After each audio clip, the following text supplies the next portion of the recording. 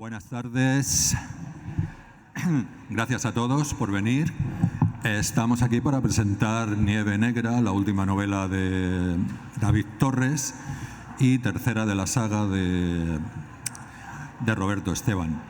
Os voy a leer cómo empieza la novela, un párrafo breve, porque me parece a mí que a veces cómo empieza una novela nos dice bastante de cómo va a continuar. Dice así: dicen que Dios ve todas las cosas, sobre la tierra y bajo la tierra. Por eso lo representan destilado en un ojo volador, una pupila triangular que observa todo bicho viviente, el pasado, el presente y el futuro, lo que somos, lo que seremos, lo que fuimos. Pero maldita sea si aquella noche no había más ojos sobre mi cabeza que la jodida cámara conectada a los cables del monitor de seguridad que grababa nuestros bostezos. Coloquios y broncas. Me habían repetido muchas veces que ya no tenía edad para trabajar de portero de discoteca, pero yo fingía que era sordo, algo que no me costaba mucho.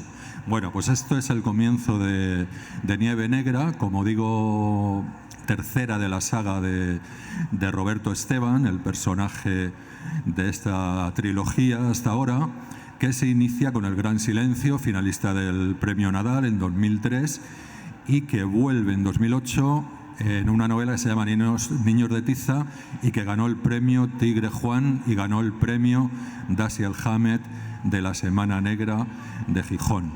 Bueno, yo lo que quería que nos contara David primero es quién es Roberto Esteban y cómo se te ocurrió el personaje. Bueno, la verdad es que, lo primero, saludaros a todos. Es un placer volver aquí. Ya no me acuerdo cuál fue la última vez que estuve en la Semana Negra. Miguel Barrero me ha dicho que vine aquí a presentar Palos de Ciego, pero yo la verdad es que no me acuerdo.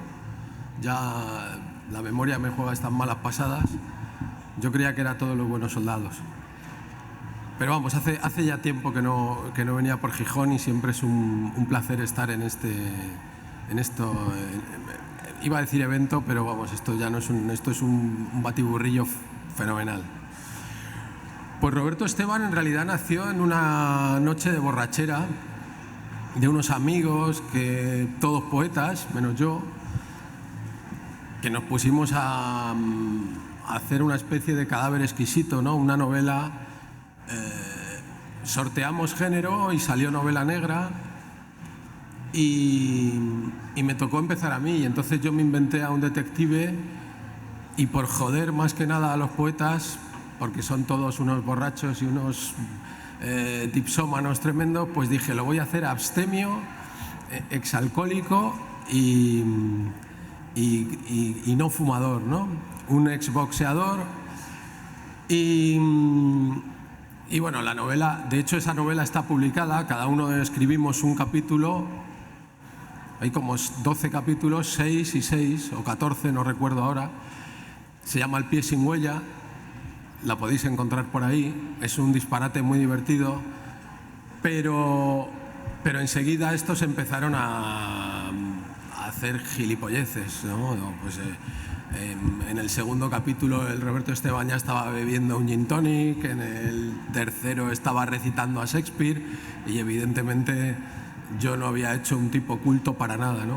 Y entonces decidí dar un golpe de estado y como a mí me caía muy bien el tipo, pues decidí escribir una novela con él de protagonista, pero como yo nunca he acabado de creerme el detective en España pues es una figura muy marginal y tampoco quería hacerle policía, porque la policía la verdad es que siempre me ha caído gorda, ¿no? No digamos ya hacerlo guardia civil. Dije, le voy a hacer matón, le voy a hacer un matón, ¿no? Pero un matón con una ética y con una especie de digámoslo así, una especie de mandamientos, ¿no? Una especie de instinto. Él se mueve, le encargan un trabajo y si le apetece lo hace y si ve algo que no le gusta no lo hace, ¿no? Y ese fue en realidad el nacimiento de Roberto Esteban, ¿no? Un hombre que fue campeón de Europa de los medios, del peso medio, y que cayó en el alcoholismo y se dedicó a las peleas clandestinas y que al final tuvo que sobrevivir pues como matón, y que en esta última novela está ya de portero de discoteca, ¿no? de estos que están en la entrada de las discotecas, y que siempre ve el boxeo como el paraíso perdido, ¿no? Bueno, a ver, hay 5 años entre El Gran Silencio y Niños de Tiza, y sin embargo pasan 16 desde Niños de Tiza hasta Nieve Negra. ¿Por qué y por qué ahora? Y yo te confieso que te he seguido toda tu carrera y demás, y yo no me esperaba una tercera de Roberto Esteban, o sea que para mí ha sido un regalo. ¿Por qué estas diferencias de tiempo?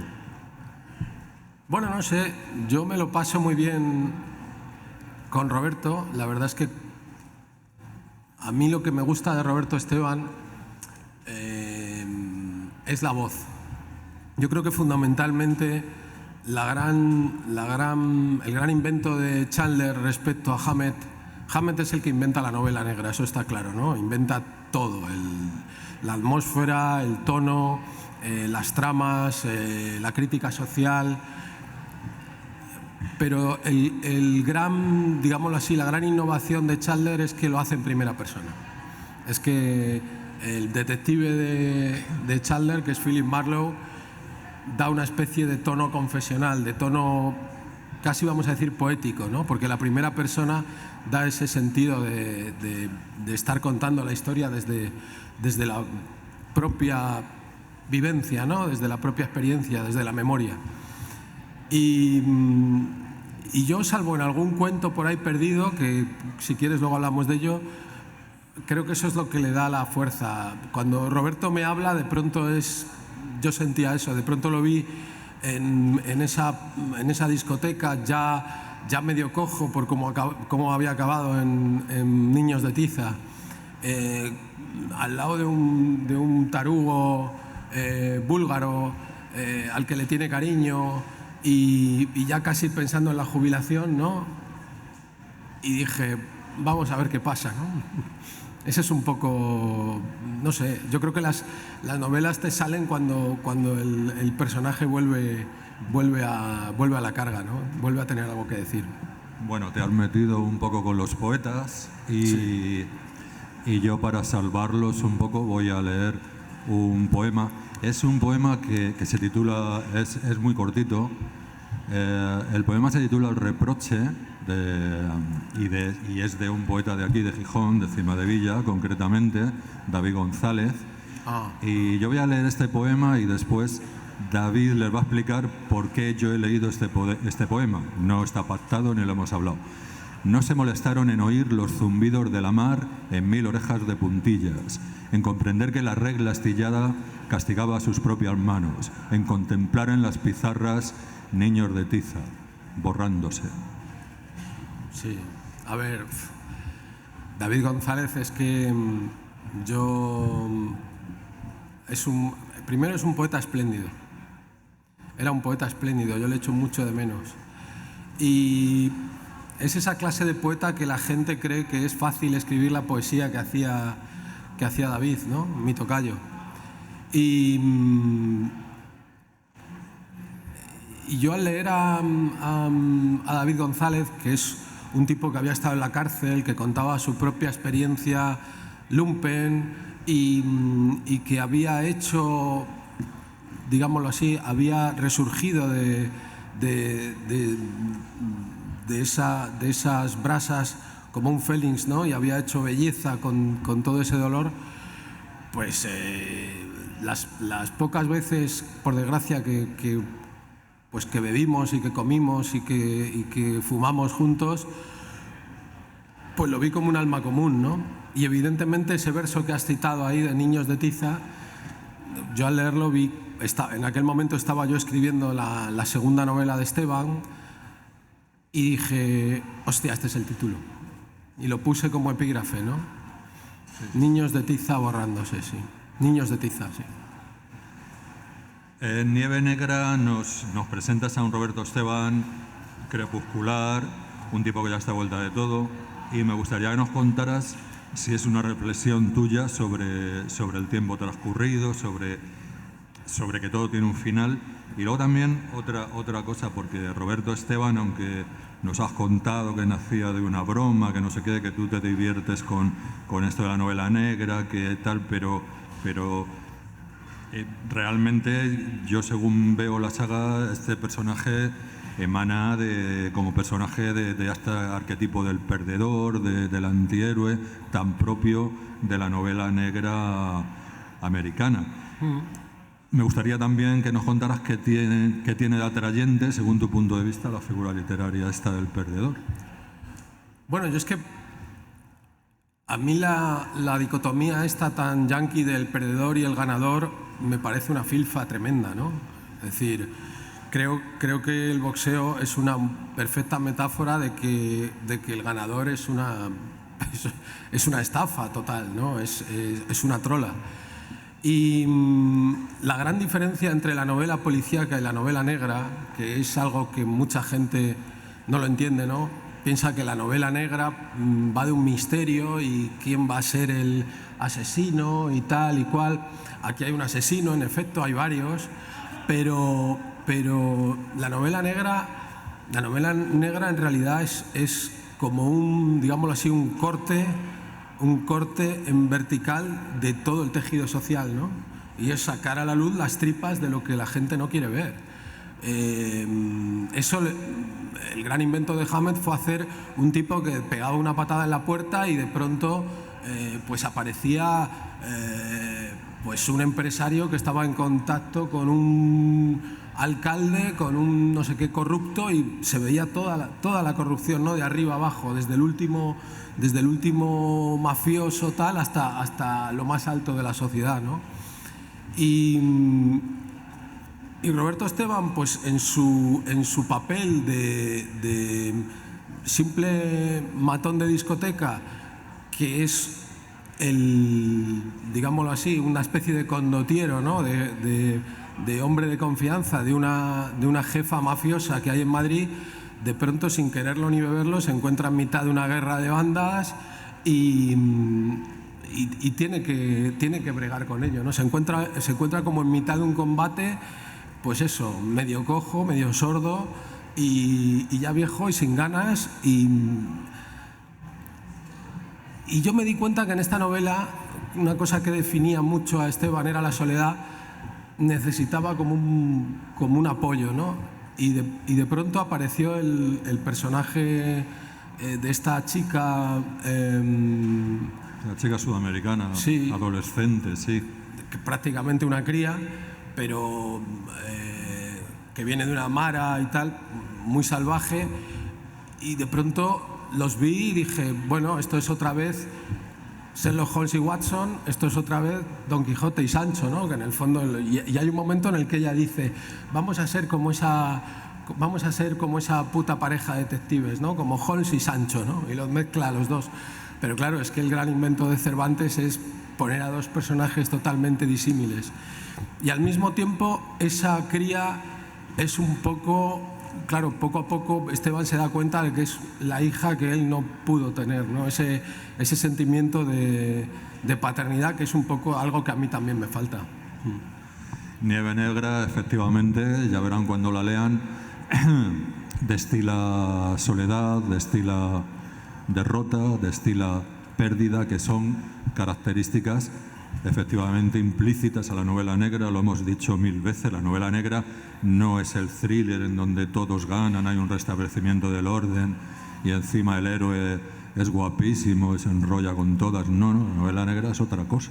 La novela negra lo que hace es una radiografía del tejido social y ni siquiera tiene que haber la resolución de un misterio, y mucho menos no hay restablecimiento del orden, al menos restablecimiento del orden total, ¿no?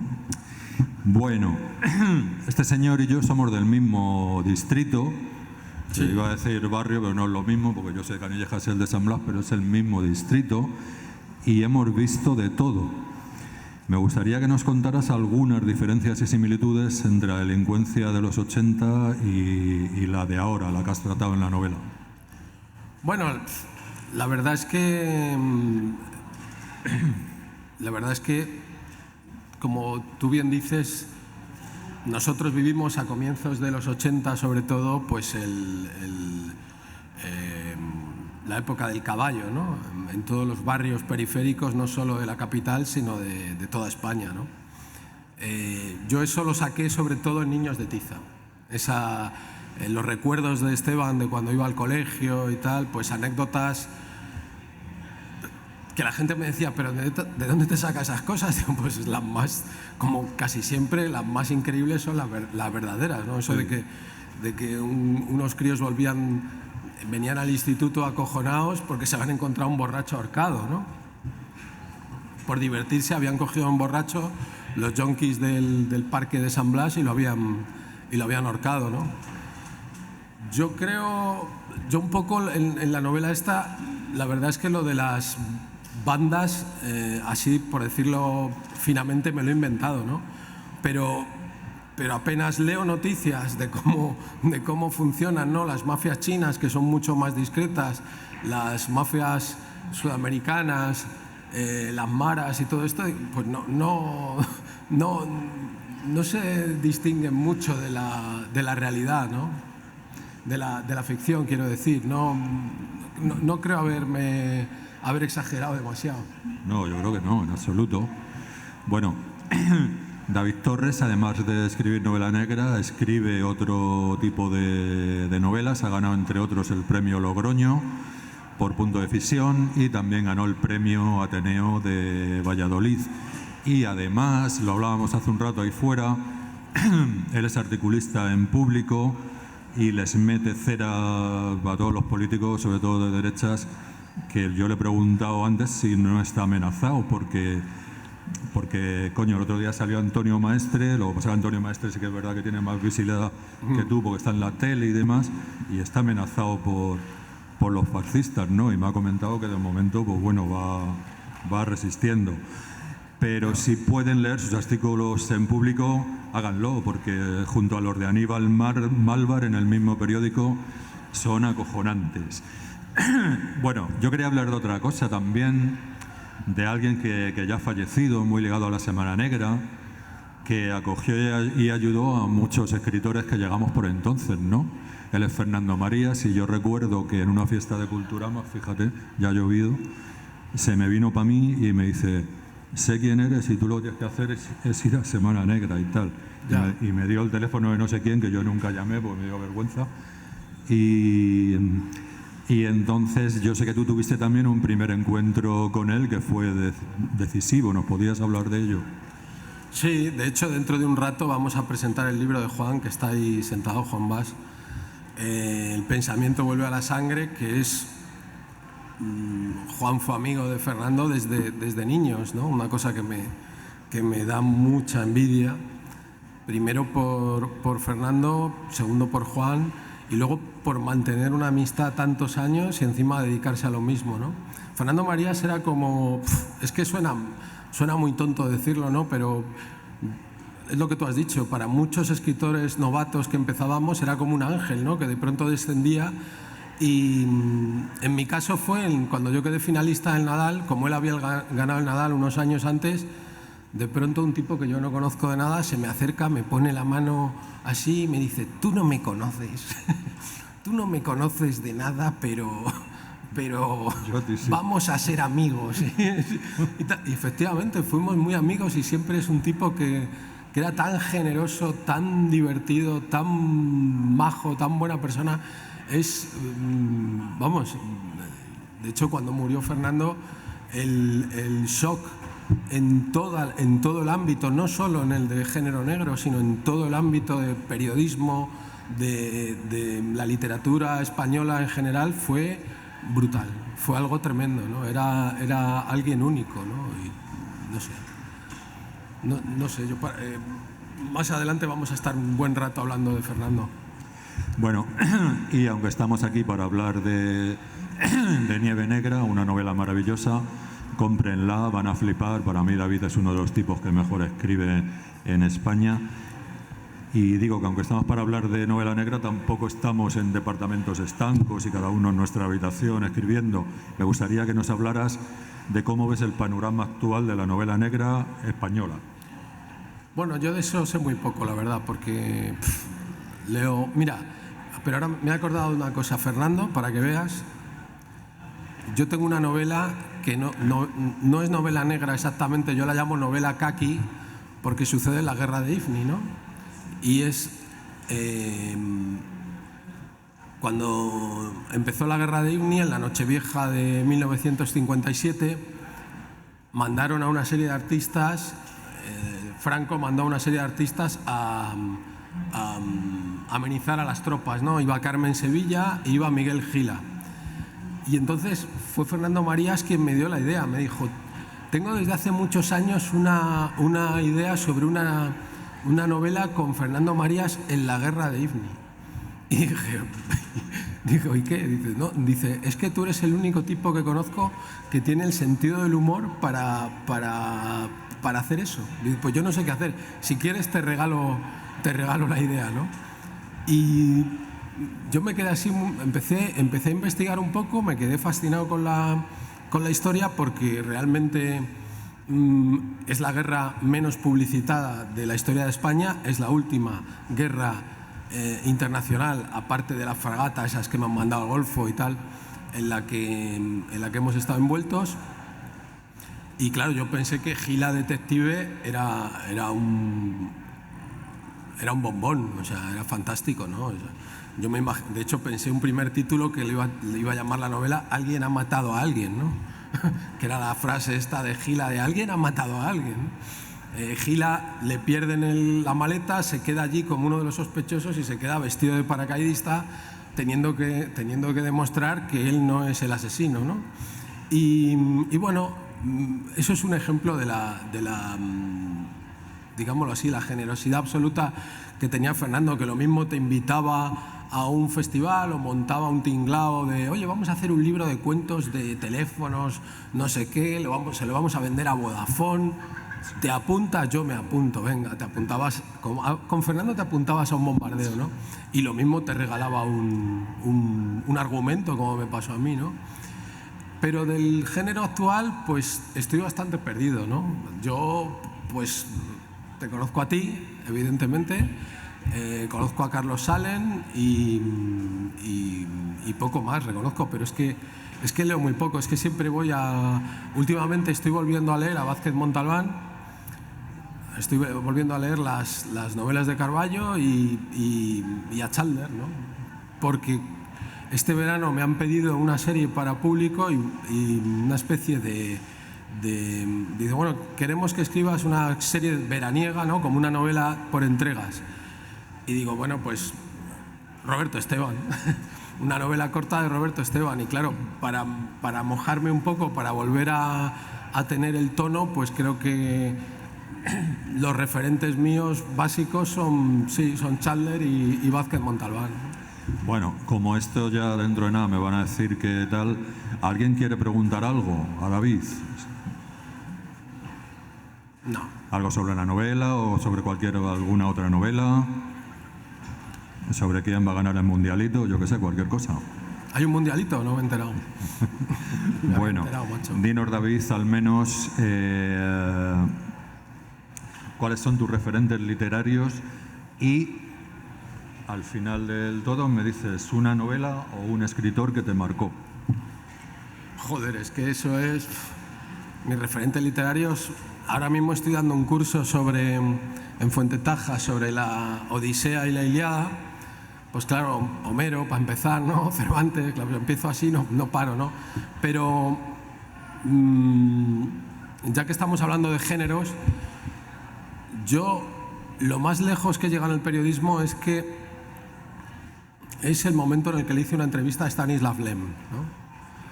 Yo adoro, desde que lo leí a los 13, a los 14 años, Diarios Estelares, Stanislav Lem. Tuve la oportunidad, porque me eché una novia polaca, la verdad, y casi lo segundo o lo tercero que le dije es vamos a Cracovia y le hago una entrevista a Lem, ¿no? Tú haces de traductora y efectivamente lo hice, ¿no? Y le hice una de las últimas entrevistas en vida, ¿no? A mí me gustan esos escritores que están como, digámoslo así, igual que me gusta mucho Faulkner o, no sé, Conrad, pero me gustan mucho esos escritores que no están como en el mainstream, ¿no? En la corriente principal. Uno es Lem, otro es Dick, ¿no? En ciencia ficción. Me gusta muchísimo en la novela negra Jim Thompson, me parece una auténtica rareza, una bestia negra, ¿no? Una cosa rarísima. Me gusta muchísimo, se lo comentaba a Juan Bas, Anthony Burgess, que es un escritor que todo el mundo conoce por La naranja mecánica, y que yo creo que es de sus, no voy a decir que es de las más flojas porque es un novelón, pero no es de las mejores novelas de Burgess, ¿no? Pero a mí, por ejemplo, hoy, tal y como estamos, después del sitio magnífico donde me ha invitado a comer Juan y está hablando de Burgess, pues mira, yo te diría, para mí Anthony Burgess es uno de mis referentes principales, porque tiene todo lo que yo le pido a un novelista, que es fundamentalmente dos cosas: emoción y humor, ¿no? O sea, para mí el humor es un ingrediente fundamental de la novela, ¿no? Y intento, y claro, la gente tiende a pensar que una novela que es divertida, joder, pues no es profunda. Bueno, pues ahí está El Quijote, que es la novela más divertida que se ha escrito jamás, y la novela al mismo tiempo más profunda y más abierta y más libre que se ha escrito, ¿no? Y Burgess es de ese estilo de escritores, ¿no? Es de esos novelistas que en una página te estás riendo a carcajadas y en la siguiente te echas a llorar, ¿no? Creo que eso es fantástico. Ya lo último, pues ya sé que nos van a echar. Yo creo que ya me lo han medio contestado. Te iba a preguntar si esto va a quedar en una trilogía o va a seguir, pero bueno, has contado lo de la novela por entregas. Sí. Y más allá de lo de público, ¿tienes pensado algo o no? Yo creo que Roberto Esteban va a salir a cabalgar por lo menos otra vez. Tengo unos cuantos cuentos escritos que curiosamente no se han publicado en español, sino en francés. Un amigo francés que me pedía cosas para una revista francesa y no están publicados en España.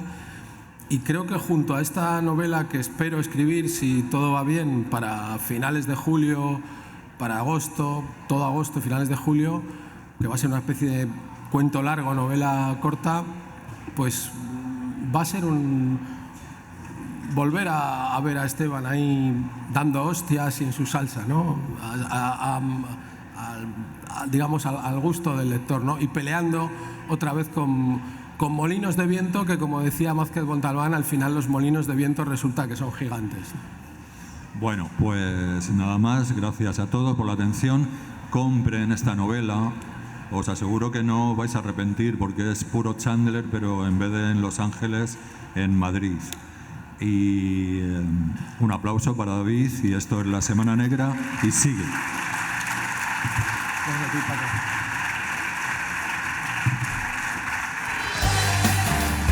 Oxon 3 Comunicación Natural. Toyota. Renfe. Creo que David va a estar firmando. Nuevo espacio Elite. Está situado aquí a la entrada a la izquierda de San la carta de Miguel. encuentros, y vamos a preparar también Coca-Cola. la siguiente presentación. Universidad de Oviedo. El Ayuntamiento de Gijón y el Gobierno del Principado de Asturias. Patrocinan la 38ª edición de la Semana Negra.